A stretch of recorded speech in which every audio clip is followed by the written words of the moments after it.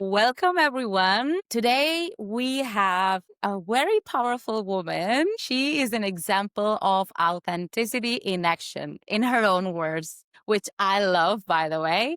And she used to be a people pleaser once upon a time, but she has transformed her own journey into a mission. And now, as a career and life and mindset coach, she helps other women to lead and live with their authentic essence. Very, very welcome, Christine. I'm so happy to have you here today. Thank you so much for the invite, son. I love what you're doing. Appreciate everything you do for the community out there. And I'm very excited for this episode that we will do together. Yeah. So I always like to start knowing a little bit about the story of the person we are talking today. Tell us a little bit, how did you start? How did you get here? And the most important thing, why you are doing what you're doing. Yeah. The why is the easy part. So for most of my life, I always found it super difficult to set boundaries, to express my authentic voice. For me, it was the most painful experience to say no to others. And I sort of became what everybody else wanted me to be. And those painful lessons learned, I turned them into strength. And it was a long journey. Hence, I decided to become a mindset and career coach and help other women step into their power own presence and to represent their essence in life and career and to lead themselves. So that's part of my story. But in my main job, I'm a manager for sales and operations at a global market leader, which I'm very proud of doing. So I kind of combine business and intuitive coaching. I love that. And I don't know what is your thought about this, but I feel like there's a lot of women, especially women, deals with this boundary setting, right? Like maybe because we've been taught in a way, we've been educated in a way, our mothers and grandmothers taught us to be certain way. For example, for me, I am coming from a country which is a Asian country, is Pakistan, and unfortunately, is still women are kind of limited, I would feel like I remember like my mother used to tell me, you need to learn how to cook, you need to learn how to clean, you need to not sit when there are your uncle or your grandfather or whoever is there, you are not to speak loudly and you're not even allowed to laugh openly. I was taught that, and I am lucky that I moved countries and I now live in Spain where I feel totally free as a woman. But those things definitely are still somewhere in me. And now when I talk everything about the womanhood and how women have all the same rights to be as a human being, I'm not saying better or worse than a man, just exact the same way, right? Like to speak, to work, to do whatever she wants. So I get really emotional sometimes because I'm like, yeah, I get emotional because I have lived those restrictions just because I am a woman. And I think that no woman should be limited or taught not to do something because of the fact that she's a woman. So, and the boundary thing is like, I mean, no one told us like you are there to please and say yes to everyone else. So tell me a little bit more about that. Like, how was for you that situation? Like when you felt like, you know what, I feel like I'm living for everyone else and I'm not setting my boundaries. And how did you break with that? Yeah. So thanks for sharing your insights, son.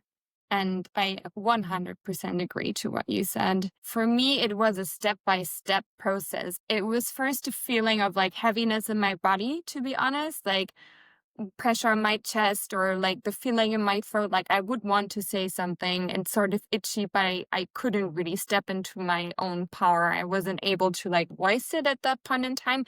I was 15, so I was really like a cute teeny, right, when that kind of started. And I always adjusted my behavior according to what others said or wanted. And at some point in time, my body sort of told me like, I can't go on like this. And for other women, it may Really? be headache or migraines or fake smiling or actually not wanting to hug someone, right? For instance, not wanting to hug, I don't know, a colleague, or maybe it's somebody in your family, but you kind of feel forced because it's polite and then you do it. And every single time you repeat that pattern, you kind of betray yourself. And that's how I felt. So I stopped betraying myself in small choices, like saying, no, I don't want to go grab coffee with you. I'd rather like be at home, read a book, or no, I actually don't like that tea, or I don't really like the present you gave me, without apologizing. Wow, that's a big one. That's a I think really big one, right? yeah, Yeah, yeah, yeah. I never did that. I've never said to anyone that, oh, I appreciate it, but I don't like it.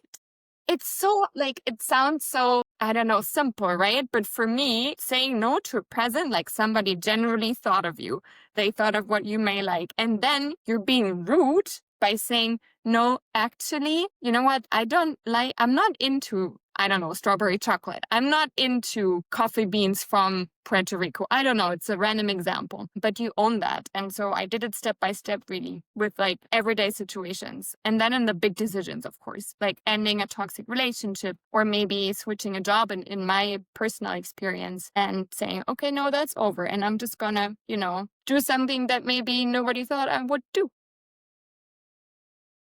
Yeah, I think it makes total sense. And I think it's very real what you're sharing, that it is a process that starts maybe with small changes. It doesn't really start with a big one because you don't have maybe the strength, or you're not even conscious about it yet.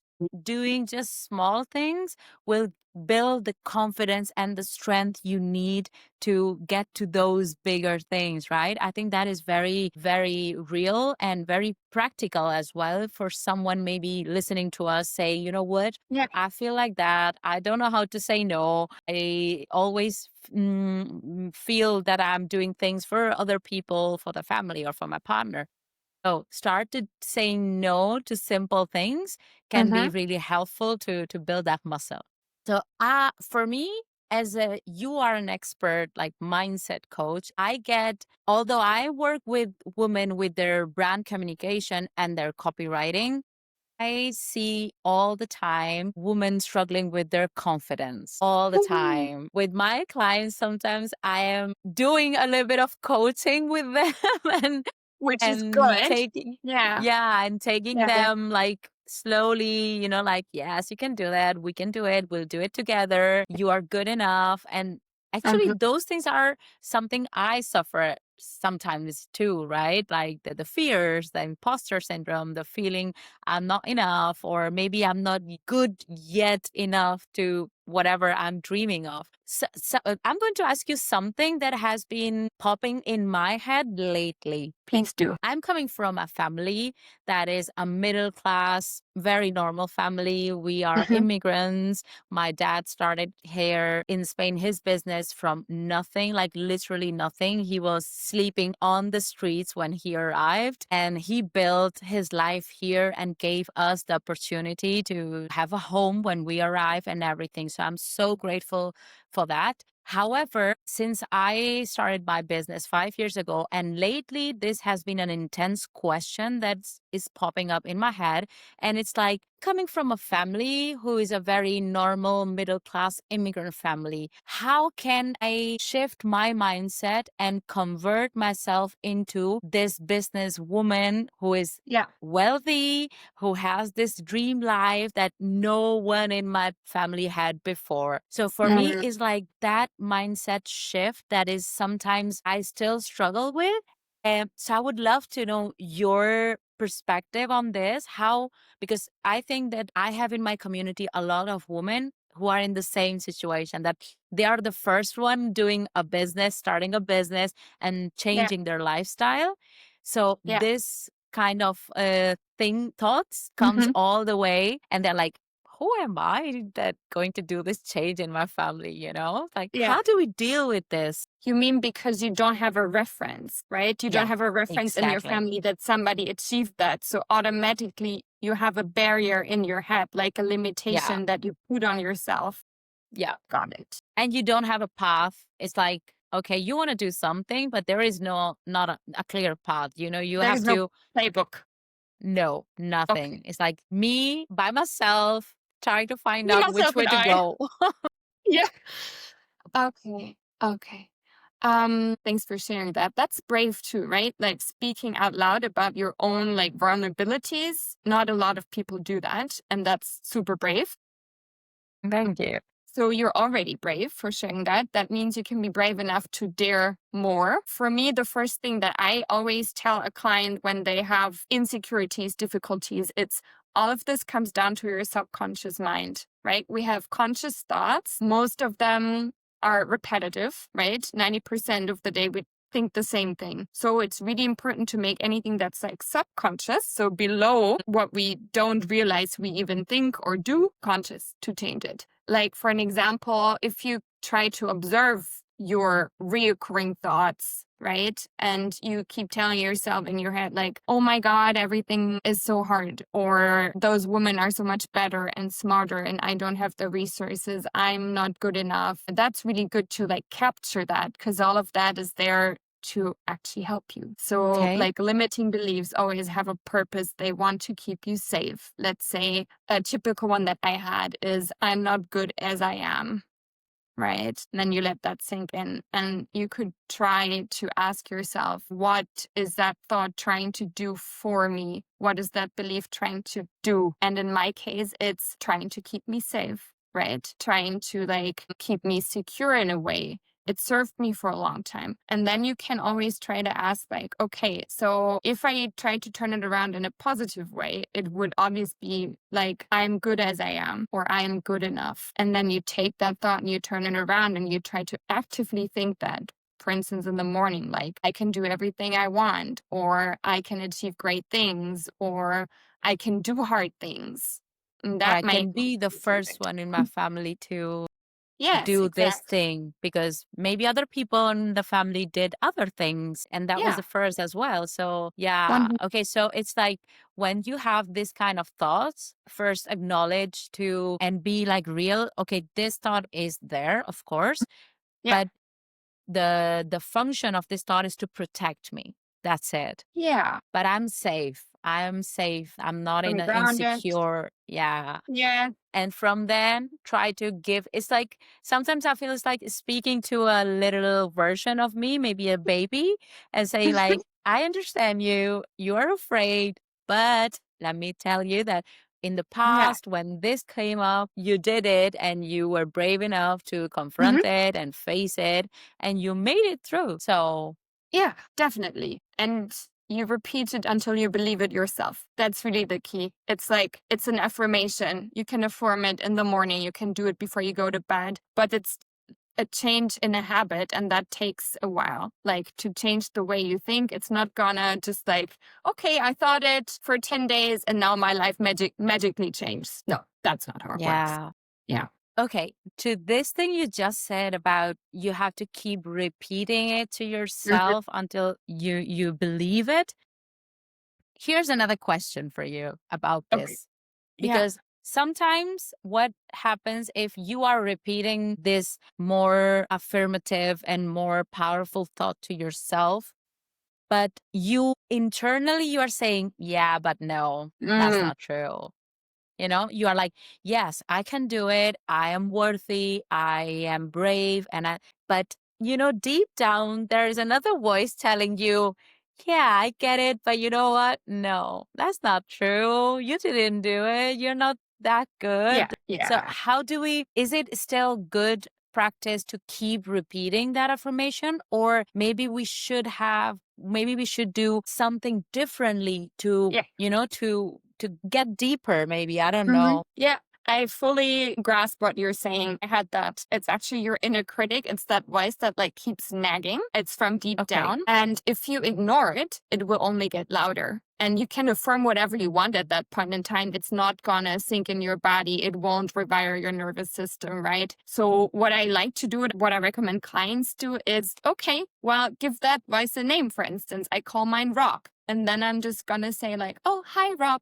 there you go again. Okay, what are you here to tell me now? And then I actually let Rob speak to me. It's a bit difficult or weird at the beginning. You don't have to choose a name, but for me, it was really practical. And then I let him speak. And then, like, okay, fine. So he told me again, I'm not good enough. I can't do it. I was never very good at speaking in front of people when I was younger. So I used to be like super shy. I couldn't present in uni without like stress all over my face. And then I started just like accepting that that's a part of me, allowing this part to be there, allowing Rob to be on stage and tell me all of those things, and then be like, okay, but now you know what? We have this new thought and I'm going to keep repeating it.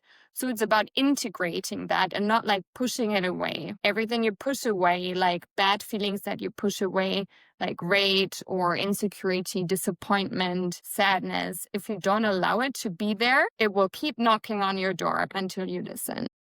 Yeah, I think that is key, like to listen to that voice too and not ignoring it or maybe distracting yourself and do something else, like I'm going to binge watch TV or I'm going to eat a lot of sugar or whatever, like to not to deal with this feeling. Oh, yeah. I used to like binge watch Netflix when I felt like super under pressure or procrastinated a lot just to like ease that feeling and like not to think about or feel all the shit that was actually going on inside of me. And I believe we all do that, whether it's like purchasing online, right?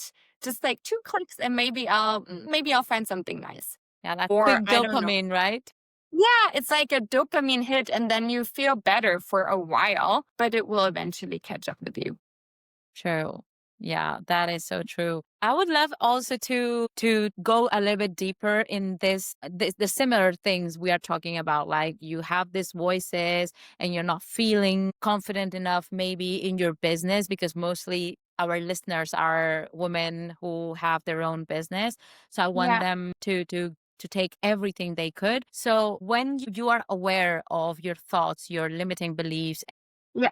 but you are brave also to take the steps and you're in the business and you started your Mhm. thing. How can you not make yourself like play just small and just enough because still you have these thoughts or these fears that you cannot play as we say in Spain, in a different league. That's our Mhm. upper league, the higher league. It's like, who do you think you are to Mm. play there? Your place is just here where you know the things, you know everyone. So how do we deal with that? And what can we do anyway to grow and to play in that higher league?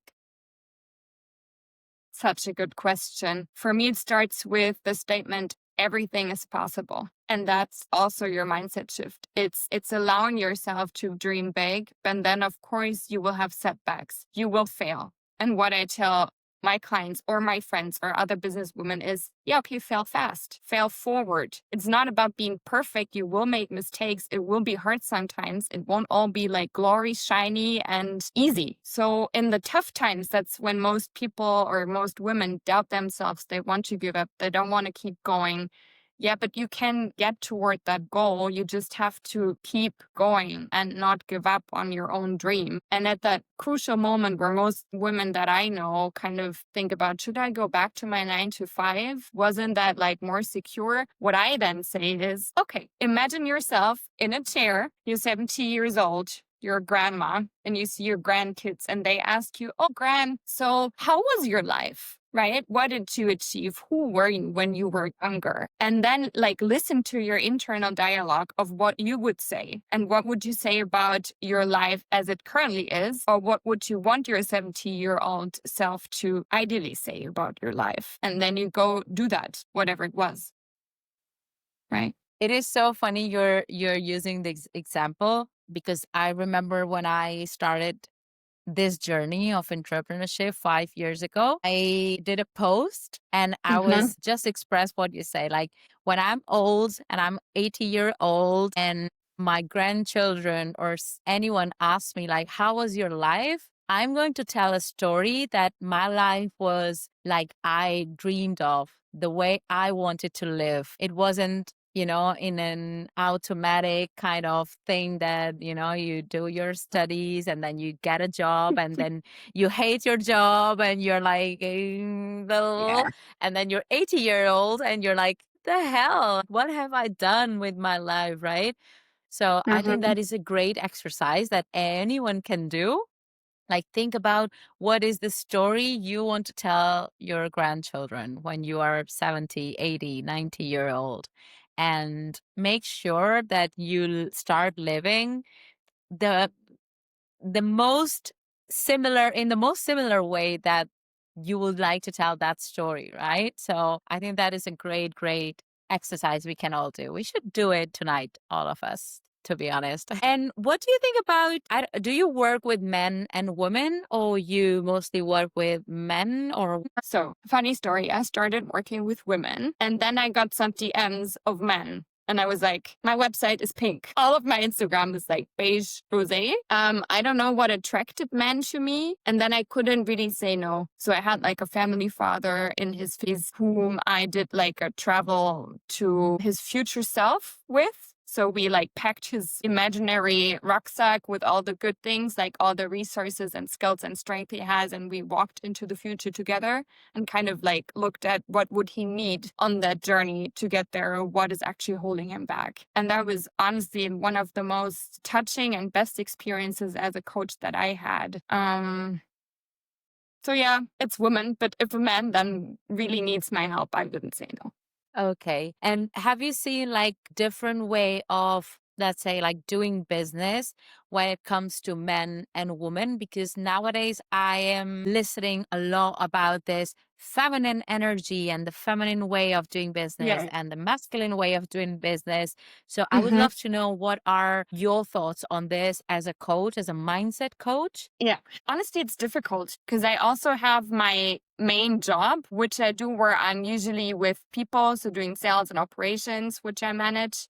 And of course, you then also in a corporate job have a certain structure that you can't ignore. And I also remember in my previous job, I used to skip lunches. So my colleague and I were like testing IT functions over lunch, standing at our desks, testing and eating. And that's very masculine in my point of view, right? We all have like yin and yang, so masculine and feminine in us. The masculine, we know it, son, right? But maybe other people don't know it, or women listening here don't know it.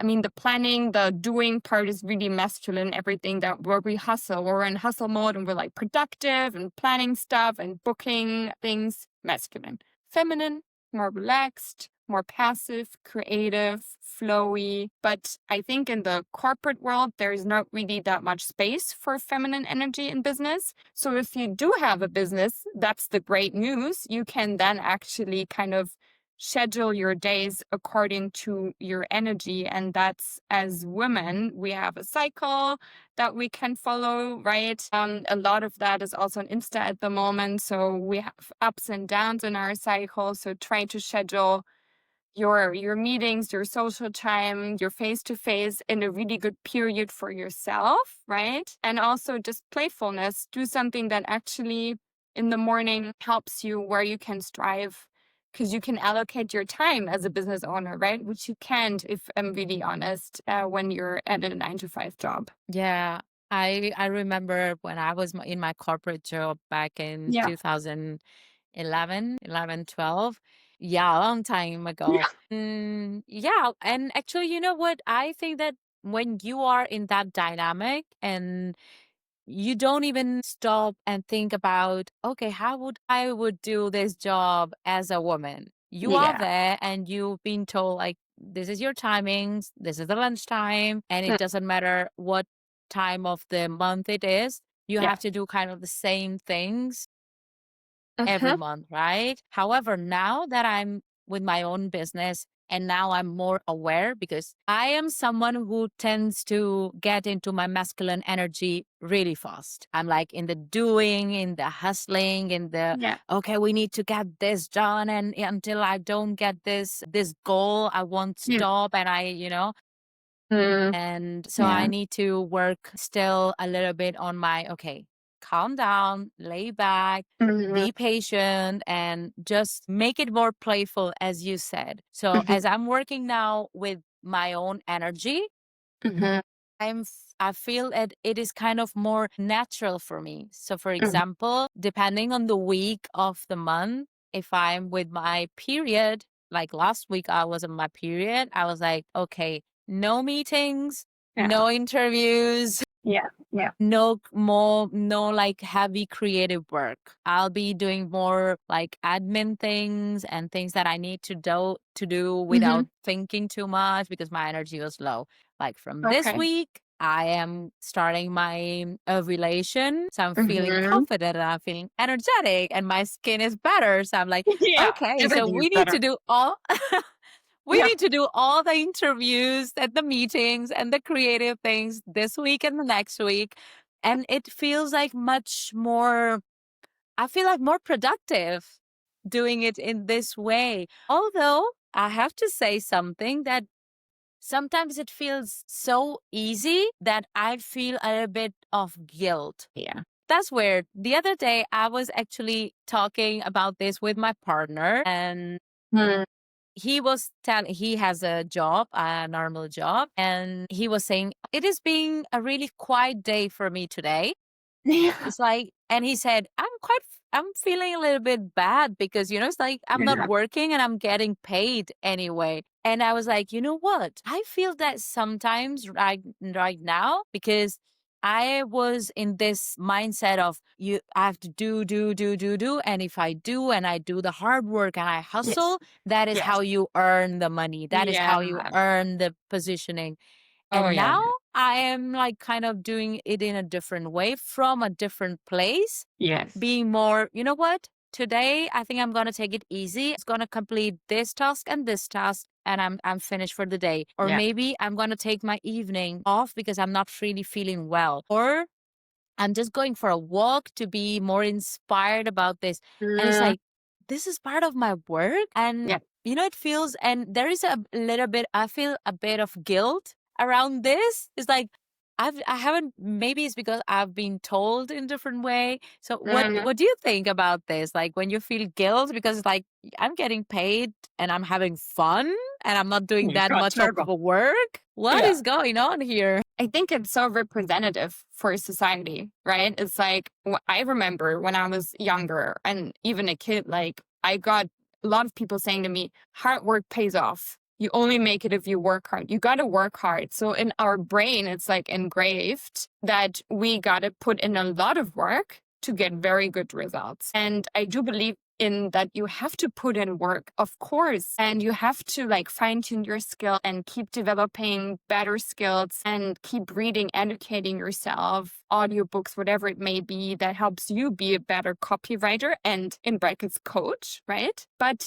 you could also just think like, I deserve a break without having to be productive beforehand. I deserve a good life with a balance. I deserve it all. And then it's you need to give yourself the permission to do it. Nobody else will come and give you the permission to live with ease and joy. And who on this planet has the right to tell you otherwise? Why would life have to be hard? Why would work have to be hard? Yeah. It's like, doesn't. It Yeah. doesn't. Yeah. I know. Yeah, it is. I think that that's just you just said. No one else has the right to tell you that Mhm. your life should be hard or your work should be hard. And of course, I agree. Like for me, entrepreneurship is the hardest thing I've ever done professionally. Yeah. But in the day to day things that we are doing, when we are in a position, because like I've been doing this for 5 years, and for 5 years, I've been like nonstop. I think in 5 years, I've taken maybe 2 days off sick and I like working in bank holidays, yeah, like, yeah, all, clockwise all the time. So now I am learning to take it more slower. It doesn't mean I'm not working hard, but it's like I'm trying to enjoy it more Mhm. so I can make it a long-term thing. It's so interesting what you're telling me. It's like telepathy. You're reading my thoughts. I kept wanting to say, like, son, I did not take a day off sick when I had cramps or back pain due to my cycle. Never. I worked through COVID because I felt bad. I was a product owner and I had also led a couple of people on my team. And I couldn't imagine a world where I would take sick days because I had COVID and I had fever and I wasn't feeling very well. But I nonetheless had such a bad conscience. So I went to work, home office, but still. So it's like this phenomenon. And I don't even have, as a coach, a good explanation besides that I tied my worth to my job, Mm. Oh, that's a big right? thing, right? Like we tied our worth. For me, it happens all the time and it still Mhm. happens. And I still trying to detach myself from it. How's that I going? tie, sorry? How's that going for you? Oh, I have to listen to my Bob, my inner Bob, and say, okay, tell me more. Tell me what do you have to tell me? Because Yeah. we are having a conversation here where you are telling me that I worth more if I earn more. Mm, For me, that is the thing. I attach a lot still today, my value to how much I earn. And I don't know why the hell is that. I'm like, try to, go deep in that. It's like, why? What happened if there is a period, a stage, or some months that I'm earning a little bit less? It doesn't mean that I worth less. Why? Because I have all the other things as a person that I yeah. bring to the table. Yeah. So, and I'm Absolutely. sure there are a lot of women out there listening right now to us and saying, yeah, that happens to me. And maybe it has to do with the fact that in my case, I am the oldest child. And when my father left the country, we were alone for 3 years and we didn't have a home for our own. We were living with family members. We didn't have any money. They were paying for everything for us because my dad was here trying to build his life so he can Mm, bring us. So I think in that period, something happened in my mind that I realized that you need to have money to be someone in life. Because if you don't have money, you will be depending on others. And it's curious because since I was born, I'm a very independent. Like I was mhm. the independent child. I was on my own, doing my own things. I didn't need anyone. I didn't need my mom. Oh, And hyper I am like independent. that right Okay. now as well. Yeah. Sorry? Hyper independent. Yeah.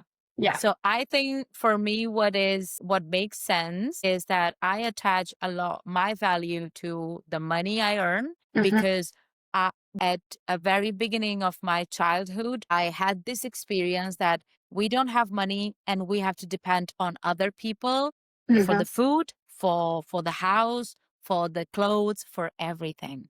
And Yes. I don't want to go back to that situation ever again. So I'll do whatever it takes Yeah. to be economically independent for me and my whole family. Still, I'm struggling with that. Yeah, I feel you. And it served you well, right? I mean, look at you now, where it's gotten you this far. And now it may just be a little bit of time to take a step back and embrace your feminine side a little bit more, because the hustle mode is also your masculine energy, which gives you so much drive and charisma. And you're doing a podcast, you're doing Instagram, you're doing your copywriting, right? So it's like all a lot. And what I would say is, just being a bit more feminine, also the way you do your business now, maybe allowing yourself a couple of days more off, right? Taking vacation, also not having to earn a break, even in everyday life. And at the beginning, you probably felt or are still feeling like discomfortable, right? Like not comfortable in your skin when you do it. And that's a good sign. I keep saying also for people in therapy or who do coaching, if you change the way you think and the way you act, you're not going to go out of a coaching or a therapy session and say, oh, this was great. I feel so much better. At the beginning, you're going to feel worse. And uncomfortable. Yeah. It's like, that's Yeah. weird. I don't feel it. Yeah. True. Yeah. That is so true. So, what you recommend is like doing a little bit of more that feels uncomfortable because it's like Yeah. teaching ourselves Mhm. better, right? Like, Yes. okay, if I take, for example, some days off, like tomorrow is off, is bank holiday here. And I was thinking about taking it off and I'm traveling. But today I was like, no, I've got so much to do. You know what? I'm taking my laptop with me and I'll be working on the train and I'll find a coffee shop and I'll work a little bit there. And then Mhm. in the evening, I'll take it off. But our conversation is here making me think about like maybe Uh-huh. I don't take my laptop tomorrow and I'll take it off. Be brave, son. And if you were brave, feel free to text me. I will send you a lot of party Okay. emojis. I'll text you if I'm brave enough. I'll text you and I say, "Yay, I did it. I'm Fingers not crossed. working. I'm just enjoying my weekend." So Yeah, and it should speaking be a is no-brainer, right? That you enjoy I it. But know. I was the same. I went on a holiday trip with a friend last year in Budapest and I worked. So I was at a coffee shop with her and I had my laptop with me and I worked. And I worked when Yeah. I was at vacation with my partner. So actually, the last vacation was the first one where I didn't work. Maybe I worked a little bit, but only on my logo. Well, it's a step by step Yeah, process. But exactly. yeah, I think that is one of the things that cost us a lot to, to Hmm. say, okay, I'm not going to work. I'm just going to take off and enjoy.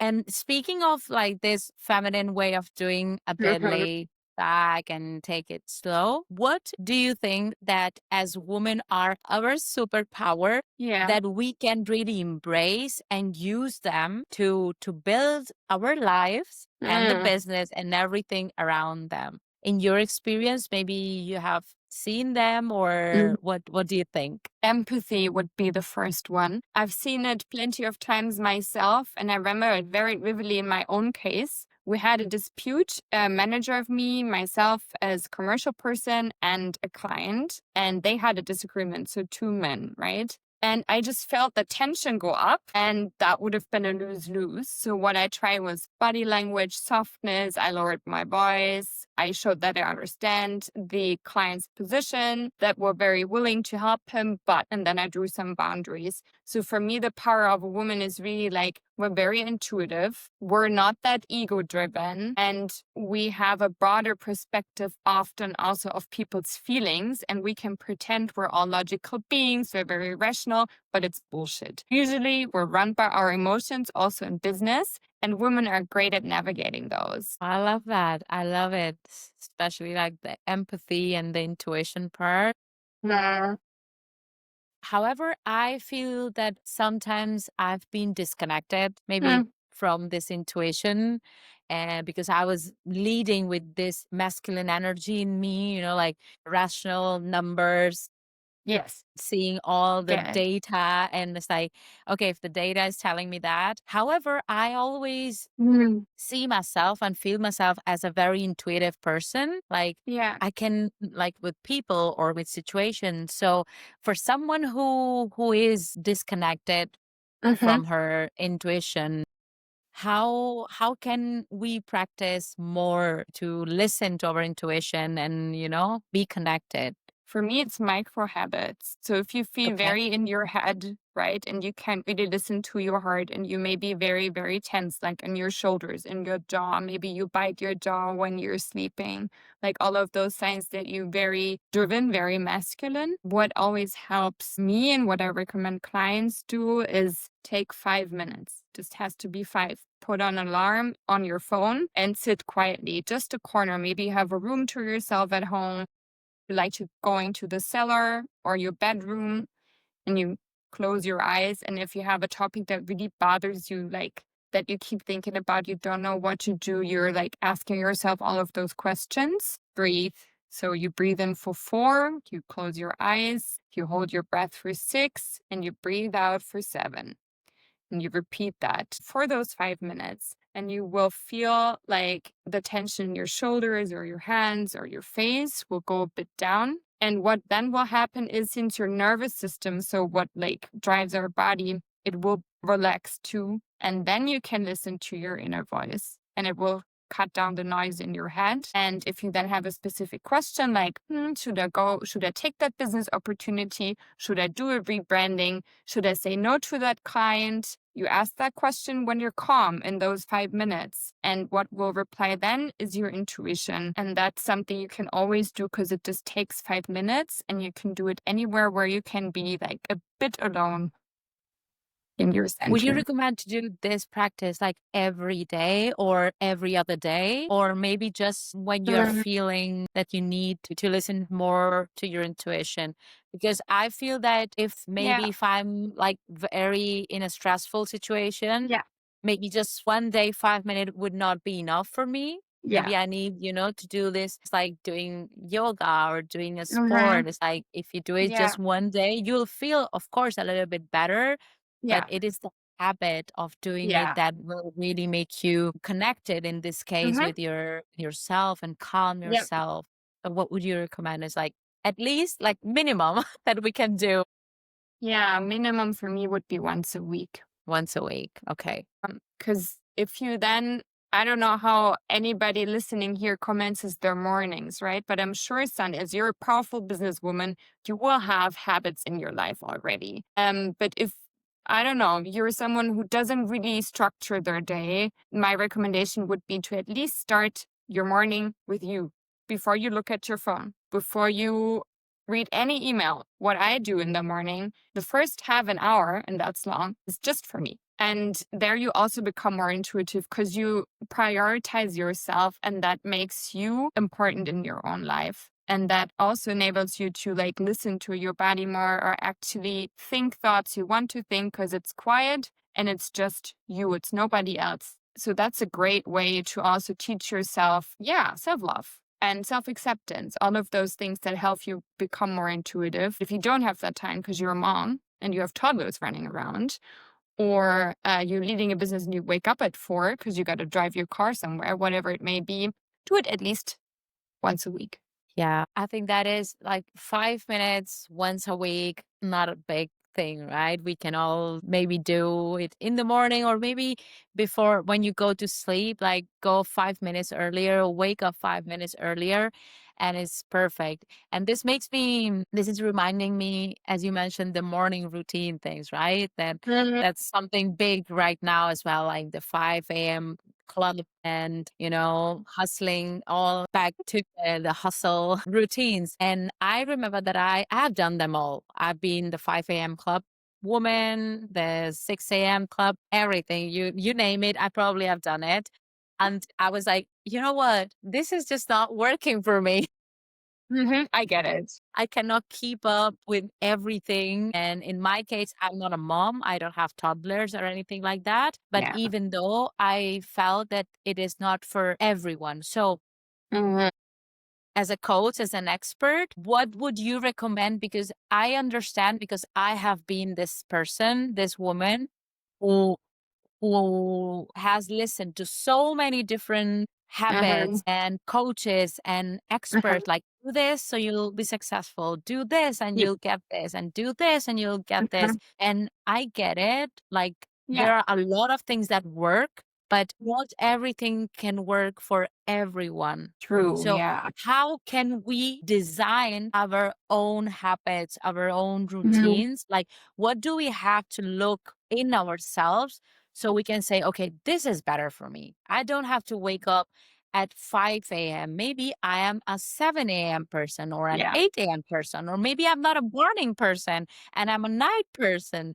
So, what would you say? What would you recommend to someone they can look for in themselves to Mhm. design the best routines that help them live their life with ease and more in a feminine way? Well, actually, you said it yourself. It's first, are you a night owl or do you like to wake up really early? So, do you like to go to bed late and then sleep in a bit until 8? Or are you the person who goes to bed at like 9 or 10 and then wakes up at like 5 or 6? Because you do need sleep. So, to become more feminine and intuitive, you need some relaxation time. So, please do sleep at least recommended 7 to 8 hours, right? Scientifically speaking. So, once you figure that out, you can then navigate your routine around that and like do what's feasible. If you wake up at 8 and you have to go to work at 10, okay, then you do have some time for a morning routine, right? But if you wake up at 8 and you got to be at work at 8:45, half an hour will stress you out and it won't work. So do something that actually really works time wise, be realistic about it. And what I also learned the hard way is I made a long list of the woman I want to become.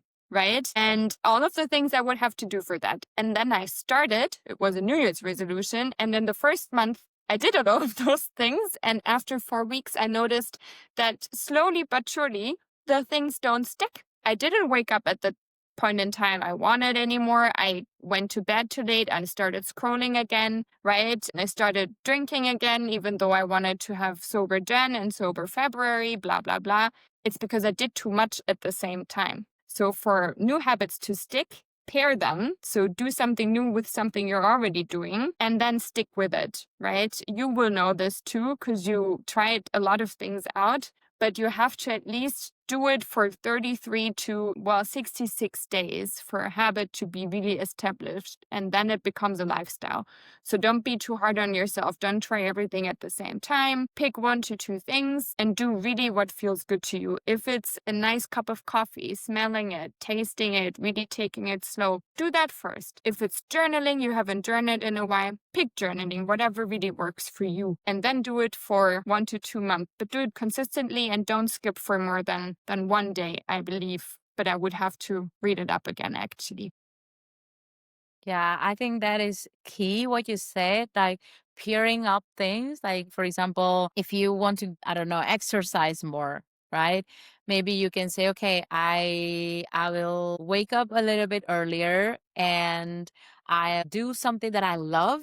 And then I'll do the exercise thing that maybe I don't really love, but I need to do it more. So, Mhm. that things. And the other thing I think is key, and it has been for me too, is like don't try to change or make new habits, like a lot of things at the same Yeah. time. Like this month, I'm going to pick up these new 5 habits. It's like, yeah, good luck with that, right? That's not gonna work. Like maybe 1 or 2, it's okay. And until I don't have to put a lot of energy in doing them and they come kind of natural now. So now I can start with a new thing. I think that what you said is just really really key to make those new habits. I would also like to know, what have you seen in your career as a coach that are the biggest fears or the biggest obstacles that people, or women in this case, have when they want to live their life more aligned and do business more aligned? What are normally those fears? There is plenty. One client of me had like, I'm super afraid to stand up for myself when I have a difficult client. So we worked on her self-confidence, on her body language, her tonality in her voice. I had another one that said, I'm not good enough. That's classic. I'm not good enough to be promoted as a team lead. I don't have the skills. What if they don't like me? What if I take the job and my team doesn't like me anymore? It's basically actually being alienated from your friends, from your family. What if I end my job, my secure 9 to 5, and I start a business and my partner leaves me, right? Because it's too insecure. Or what if my friends don't like the version I'm becoming and then I'm alone? Because we're all deep wired for connection, like we're craving it and we need it to like be alive, be happy, be fulfilled. And that's so human, but we're deep down afraid that we will end up alone and poor and unfulfilled. That is so true. And that resonates with me a lot. And I actually had a few last month, actually, this Hmm. conversation with some of my friends because Mhm. I was feeling this fear of, I am changing things in my life and I am to become this version of wealthy, very successful businesswoman. Mhm. And as I told you before, none of the people I know in my context, my friends, family, is a business person, like a Yeah. healthy, like a wealthy business person, right? And I'm someone who is on the journey to become that. So I was having this fear, like I was feeling like maybe I will lose my friends. And I remember speaking with one of them saying, you know what, will you still be my friend if I become this person? Because that's what I am aiming to. Mhm. And with my partner too, I had this conversation. I was like, I am working towards these dreams and these goals, and I'm going to build myself all these things. will you be still with me when I when I arrive there, or you'll be scared, or you'll be like feeling, you know what, your lifestyle has nothing to do with my lifestyle. We are like Yeah. kind of in different worlds now. Yeah. And for me, it's not a problem, because for me, this is my choice, and I'm perfectly okay with the choice my partner or my friends made. Because that's their life. Mhm. I had this fear, and it felt really good to be able to speak with them Mm. and listen to them say, you know what, we'd be so happy if you get wherever you want to go and be Mhm. with you in that new place, in new stage, in your new lifestyle. So Yeah. I completely felt it when you were saying that. Mhm. And how did you feel relieved after you Yes, absolutely. Yes, I have good friends, I guess. so they will still love you, I assume, even if you climb the Well, ladder. that's what she said. I hope she does. I had this conversation with one of my best friends, but yeah, I mean, yeah, I felt like relieved, and I felt supported. And because one thing I really liked, she told me, is like, it doesn't matter what lifestyle you have or what are you building for yourself, because I've seen you for these 5 years that you've been already building your business, and you've been the same person. You have your values, you have your principles, you have your own essence, and you've been very truthful to that. So I'm sure that it doesn't matter where are you going, you will be the same person with maybe more Mhm. money, with more resources, with maybe a different lifestyle, but you'll be the same person. And that that made me connect with me as well. Like, okay, yeah, Yeah. I like that. I like that. I don't want to be someone else. Yeah, and becoming somebody else or playing it smaller than you could just to be liked or just to be accepted will utterly lead to betraying yourself, and that will hurt much more, and it will make you much more unfulfilled, unhealthy, and sick if you just do it to please other people at the end of the day. Yeah, that is so true. How do we This was a question someone asked me, and I think it's a really good one. And they say, I am no expert in every area that I should be to start my business or to grow my business.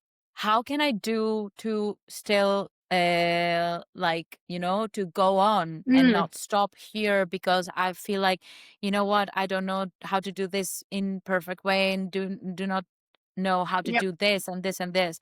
And as a business person, sometimes you need to do a lot of things, especially when you're beginning, right? And how can you not be paralyzed by that fear of, I don't know this, and I don't know this, and I don't know this, but I want to start a business or grow my business? Well, honestly, it's start. So take one step at a time. Maybe you're a planning type. So write the steps down you need to take. If you're like me, you're very pragmatic. I sort of just jump and then I learn to swim. You just create your business and then you take the steps. And I always say, when I have a business owner with me and a woman who's a bit insecure about their pricing level or their product, I'd say put it out there. It's better to have a product on the market, whatever it's a service, or maybe you're designing clothing, or I don't know, you're selling jewelry, whatever it may be. It's always better to put it out there, to show yourself, to become visible, because that's actually deep down the fear. It's to make yourself visible, to let other people know who you are. It's not that you're afraid of administrative tasks, or that, I don't know, you can't figure out how to do your tax statements if you're a business owner. What's truly underneath that is, I'm afraid to fail.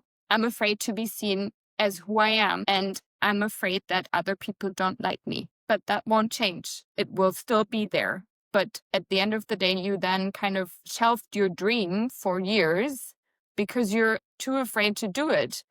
But you only have this one life. So for my suggestion is always like, try 80/20. Let perfectionism hold you back, and don't let limiting beliefs dictate the life you live. I think this thing you just said, like, that at deep down is the fear of failure. Mhm. And I would add to that is like the fear of failure and other people seeing you fail. But That yeah, is yeah, like, that too. oh my God, I don't want anyone to see me fail. And I think for me, that is something which is key, right? Like as a business person, as an entrepreneur, Yeah. you have to make peace with the failure because that is the only way you will be trying new things. And when you try new things, you fail because that's how, as a human being, we learn, right? And I remember this example that a coach told me years ago. Hmm. And he said something like, imagine you have a baby and he's starting to walk. What will Yeah. happen? He'll walk and he'll fall down. He'll walk and Yeah. he'll fall down. How many times you will let him fall until you say to him, you know what? You're not good enough to walk. You just should stop trying. It's like, no.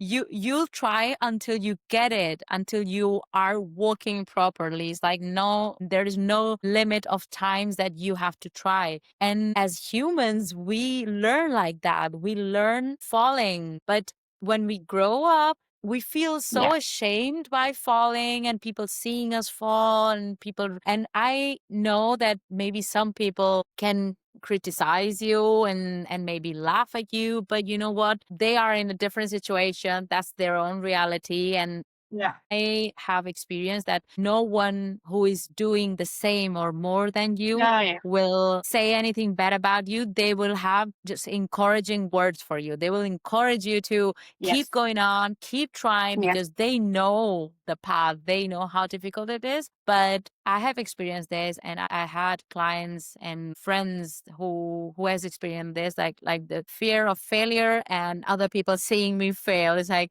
oh my God, please. That's Yeah. so shameful. Yeah, I completely agree. But when we're kids, we're not thinking everything through so much. We're just being authentic, we're playful, we're honest. As kids, we're always honest, we're speaking our truth. And we don't care if somebody doesn't like us. Yeah, it might trigger us and we're complaining as a kid and we're like, Mom, she hurt me at kindergarten and she's such, I don't know, I don't like her because she doesn't like me. And then that's over and you will keep on playing. It won't stop you from playing just because somebody took your favorite toy away, right? You will keep going. And as adults in school, we're taught that grades are important. At uni, we're being ranked against another. At work, we also get rated and we have like performance reviews. So everything's very extrinsic, right? Everything's about how we're being perceived and the results and the end product. But as a business owner, your perspective, as you said, changes, right? It's about loving the task that you do. It's about intrinsically being motivated. Nobody's motivated to do a text statement unless you see it as a way to push your business. Nobody's motivated maybe to produce content or as you doing prep a podcast, put yourself out there unless you see it as a way to express yourself. So what I actually wanted to say is like, you can either decide to be liked for who you are and then accept that maybe some other people don't like you, or you keep adjusting yourself and you never express yourself authentically and everybody will like you. But at the end of the day, you may die without any single person having known who you truly are. But that's not your soul's mission. And then probably your business will fail because it never truly reflects the person you truly are on the inside. Yeah, I and agree. that it will make you also very unhappy, I guess, like because pretending to be someone else or adjusting to Mhm. to the image of other people want you to be, it is difficult. And I find this especially here as a content creators that we are creating videos and putting out ourselves so outside. I find this all the time. A lot of my clients are like, I want to be more authentic, but I don't really know how to be more authentic with my content. Mhm. It's like, because I think it is mainly because we are watching other people who are maybe in our niche and they are a little bit doing better than us and they have more experience. And then we are comparing ourselves to Oh, them yeah. and we Yes. are like, okay, I'll do the same thing then. And it's Copycat like, that because it yeah, works. And Yeah, then yeah. they lose their authenticity. It's like, yeah, of course you have to watch other people what they're doing to inspire yourself, but make sure that you know who you are, what is your voice, how do Yeah. you say things, what is your perspective, because that is what will make you different, and that is Mm, what will bring you the right people who wants to work with you, because they say, I want to work with you because I like yeah. the way you say things. I like the way you explain Yeah. things. I like the way you make me feel something. And Hmm. then the price doesn't really matter. That is Yeah, like, I that's want to so work with wise. you. Yeah. It happened. I used to think that is not possible. I used to think like, that's not possible. People always compare for Mm. prices and they will always choose the cheapest option until like maybe 3 years ago. I remember I had this client and she was like, you know what? She found me on Instagram and Mhm. she said, you know what? I think you will get my brand voice, the message I want to put out there in the world, and I want you to do it. She didn't even, of course, she asked me for my pricing and everything. I sent her the proposal and she was like, yeah, okay, fine. When do we start? And I wasn't the cheapest one. I was actually the one of the highest one. And she was like, I just want you to do it. And this Your continues to energy, happen. everything. Yeah. Yeah. Yes, And yes. this has happened to me, luckily, more and more in time. It's like, I want you to do it because I think you can express my brand that the way I want it to. And the price is fine. Like whatever it is, we can do it. So that is what I teach also my clients, especially when they are still very unconfident and not sure about if they can charge that price or Mm. they are good enough to be in the market or whatever. I'm always actually this morning I was having the conversation with one of my clients and she was Mhm. like kind of panicking a little bit about Yeah. these other people who are offering the same services are doing all these things and I want to do maybe the same things because Right. otherwise my client will go with them. And I was like, Mhm. breathe. Let's breathe. Let's come back to ourselves. Trust the process. We have perfectly defined what you are, why are you doing this, what is your differentiation, your positioning strategy. We just need to come back to that and we need to put that out in the world. We don't need to copy the competition. We need to see the competition and see, okay, wow, they are doing that. That's great. I'm going to do my thing because Mhm. that's what I do. And that's how you will bring the right clients, right? So Yeah, that's just such a good way to phrase what branding is all about. And it all comes back to knowing yourself, right? Knowing yourself as a businesswoman, knowing yourself, what your strengths are, what makes you you, what your story is, because that's just what's working for your competition may work very well for them for whatever reason. But if you adopt that, it may very well not work for you because it yeah, doesn't match what you're expressing. It may actually turn clients off. And it's good that you reminded your client about that because I think we get lost as women, especially in comparisons. It's like she's prettier, she's smarter, I don't know, she can speak so many languages and she had 3 businesses and I just started with one. And then you have this long list of comparison parameters. And your inner critic, my Rob, then goes on and is like, yeah, see, you'll never make it. Like, and then proactively coming back to your center, as you said, reminding why you started, like your why. What's the one sentence that defines why you started your business or why you started doing things differently or why you started in a different job, niche, branch? Sometimes it's just so helpful to come back to that one sentence to, yeah, just feel yourself more. yeah, totally agree. I think that is the perfect way to finish our conversation. I enjoyed a lot. I learned a lot, and I'm so grateful for your time and your energy and sharing with us all your wisdom and practical tips and your perspective that we can all use to be more aligned. Even we have a business or we don't have a business and we are working in a corporate job, it doesn't matter. Like the things that you shared today, I think everyone can use them to live a more fulfilled life, right? And more aligned, that they feel happy. And yeah, and as we said, like when you grow old and you're 80-year-old and you want to tell the story to your grandchildren or to the people, what story you want to tell. So I love what you've shared with us today, and thank you again. How can anyone who wants to go deeper in this work of coaching and finding themselves or aligning themselves, where they can find you? Is the best platform to find you or contact you? Let us know and we'll link it below too so everyone can find you. Yeah, probably Instagram. So Kristin Beck Coach, that's really easy. You can find me there, but also on my website, which you can share. That'd be great. And LinkedIn, Kristin Beck, Manager, Sales and Operations, Become Projects, Mindset and Career Coach. Okay, perfect. We'll link everything you just said down below in this video so everyone can find you, work with you, or whatever they need. I hope everyone enjoyed this conversation as much as we did. And I'll see you next time. Thank you for being here. Thank you so much for the invite. Have a No good problem. one. See you soon. Bye.